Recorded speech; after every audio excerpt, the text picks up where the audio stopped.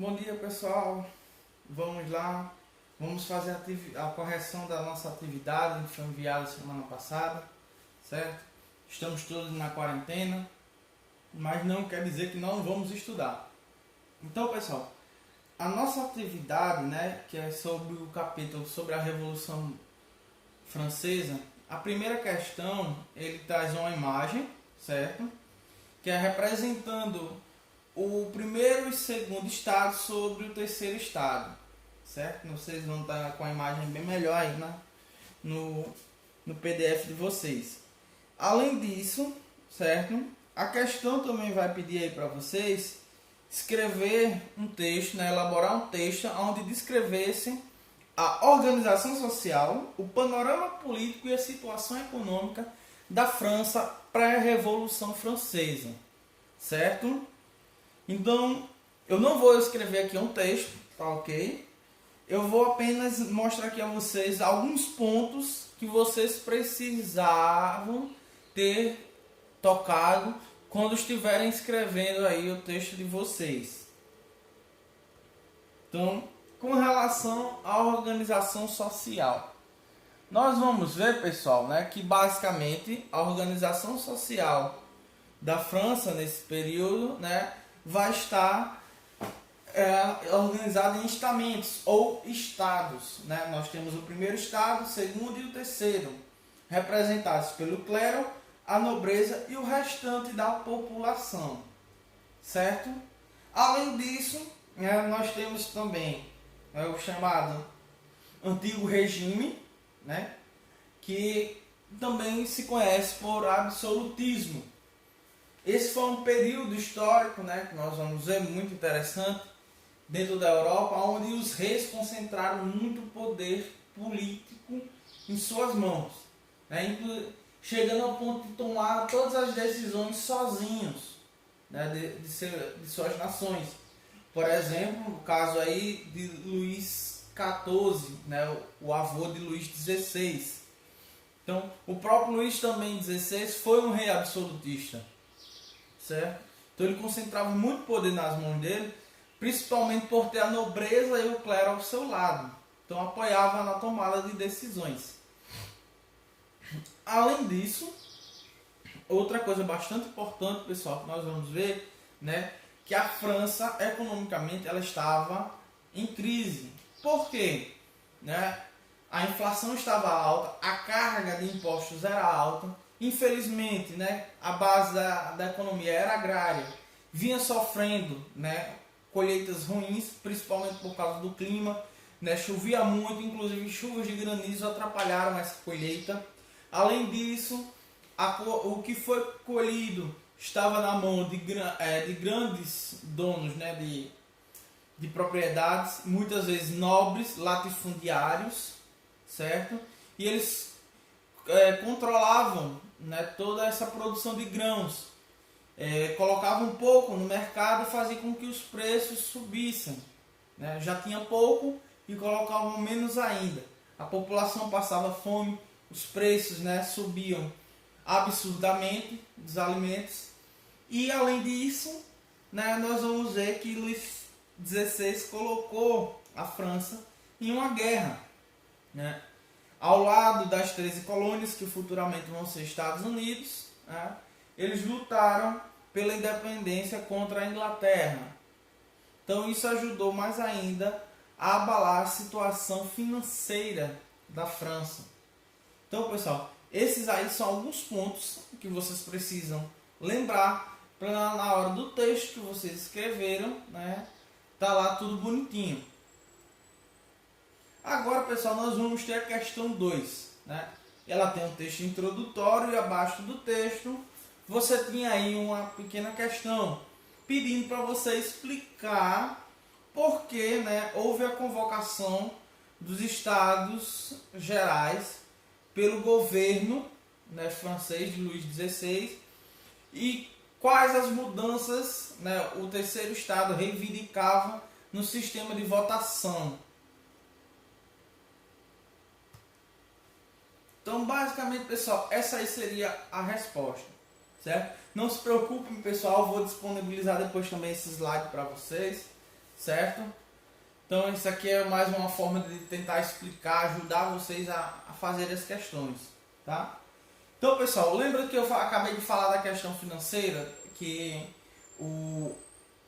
a França estava passando, né, os cofres foram esvaziados, né, principalmente por questão da guerra, né, que ela enfrentou contra a Inglaterra, ajudando os Estados Unidos na sua independência. Então, o Luís XVI ele convocou uma Assembleia Nacional, e nessa Assembleia ele tem o objetivo, né, de fazer com que a arrecadação, né, dos impostos aumentasse. De que maneira? Colocando o primeiro e o segundo estado também para pagar impostos. Mas, né, esses dois estados geralmente se uniam contra, né, as decisões que desfavorecessem eles. Por quê? Porque o sistema de votação nessa época, pessoal, era estamental, ou seja, era o estado que votava, independente da quantidade de pessoas que tivesse. Era um voto por estado, ou seja, por mais que o terceiro estado representasse 90% da população, ele só tinha um voto. A mesma coisa, né, o primeiro estado, clero, e o segundo estado, nobreza. Certo? Então isso, né, trazia uma desvantagem muito grande.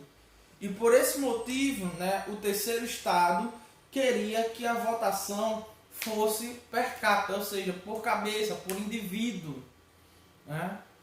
Ou não mais um voto estamental, né? Um voto por estado. E assim, sendo um voto por pessoa, eles teriam força para vencer, né, o primeiro e segundo estado. Então, arrumando tudo isso que eu disse, como é que a resposta ficaria? Luís XVI, querendo resolver a crise financeira da França, convocou a Assembleia Nacional, que tinha como objetivo fazer o primeiro e segundo estado pagarem impostos, mas ele acaba por não conseguir. Em seguida, ele convoca a Assembleia Nacional dos Estados Gerais, que nada mais é do que a Assembleia com os 3 estados sociais, o que animou muito o terceiro estado, já que agora eles teriam alguma voz. Mas havia um problema: cada estado tinha direito apenas a um voto. Então, mesmo que o terceiro estado compusesse mais de 90% da população francesa, ele só tinha direito a um voto. Logo, o primeiro e o segundo estado se juntavam contra o terceiro. Então, a mudança que o terceiro estado queria era que fosse o voto por indivíduo, né? Então, é o que eu acabei de falar. Então, essa seria aí, né, a chave de resposta para a questão.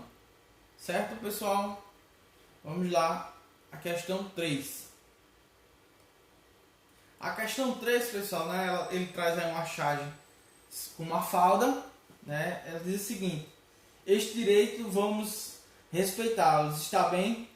Que não lhe aconteça o mesmo com os 10 mandamentos. Isso é ela conversando com o globo, o mundo. Sabemos que mesmo assim, como na charge de Mafalda, a questão dos direitos humanos também foi discutida durante a Revolução Francesa. O resultado foi a elaboração da Declaração dos Direitos do Homem e do Cidadão. Leia alguns dos artigos abaixo. Então, trazemos aí 3 artigos, certo? Basicamente, um fala, né, dos direitos que o homem tem, né? Direito à liberdade, à propriedade, segurança, à resistência à opressão, né? Também diz que o homem tem direito a expressar as suas opiniões e que ele também vai ser responsabilizado, né, pelas opiniões que ele expressa, né?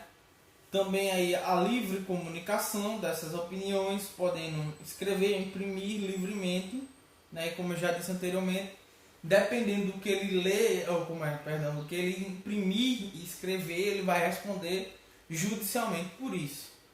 Então, esses são alguns exemplos, né, de artigos da Declaração dos Direitos, do Homem e do Cidadão, certo? Que foi escrito durante a Revolução Francesa, um marco, né, na história.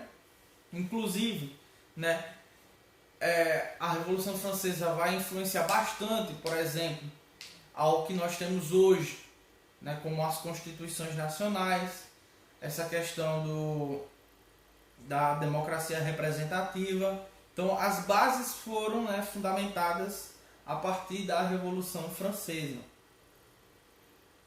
Aí vem as questões, né, A e B da questão 3. Primeiro, identifique o princípio filosófico que influenciou as suas ideias básicas, né? Que filosofia estaria por trás, né, da Constituição, da Declaração dos Direitos do Homem e do Cidadão, né? E por último, pedindo para explicar aí a importância dos artigos acima selecionados para essa questão. Então, basicamente, pessoal, né, como sabemos, a Revolução Francesa, a Declaração, né, dos Direitos do Homem e do Cidadão, foi influenciado pelo Iluminismo, né, movimento cultural e filosófico que se desenvolveu principalmente, né, na Inglaterra, na França e na Holanda, né, entre os séculos 17 e 18. Né, influenciou a Revolução Francesa, influenciou o processo de independência dos Estados Unidos. Vamos ver também que o Iluminismo vai influenciar aqui no Brasil a Inconfidência Mineira, né, a Conjuração Mineira, também como é conhecida. Certo? Então essa aí seria a resposta da letra A. A B, né? Basicamente, os 3 artigos mencionados na Declaração, pessoal, dos Direitos do Homem e do Cidadão, né, eles são importantes porque eles estabelecem o que nós conhecemos como direitos naturais, ou seja, são os direitos básicos do cidadão que em momento algum ele não pode deixar de ter esses direitos, certo? Então, que direitos seriam esses? A liberdade de pensamento, de expressão, a de associação, iniciativa e representação política, ou seja, de você dizer quem lhe representa melhor, se é A, se é B. Se você não está satisfeito com nenhum deles dois, pode fundar seu próprio partido. Então é um exemplo, certo? E, inclusive esse modelo político, né, a gente encontra até hoje na maioria das democracias do mundo. Então, por exemplo, que é o que nós chamamos de democracia representativa. Não dá para todo mundo, por exemplo, estar lá no Congresso Nacional, na Câmara dos Deputados. Então nós elegemos pessoas que segundo nós, né, nossos conceitos, elas vão representar os nossos interesses, as nossas opiniões políticas, certo?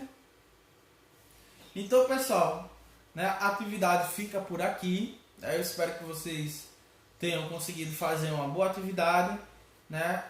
Revisem, estudem e não esqueçam, pessoal, né, nesse momento de quarentena, foca nos estudos, galera. Foca nos estudos. Belezinha? Tchau, tchau. Até a próxima.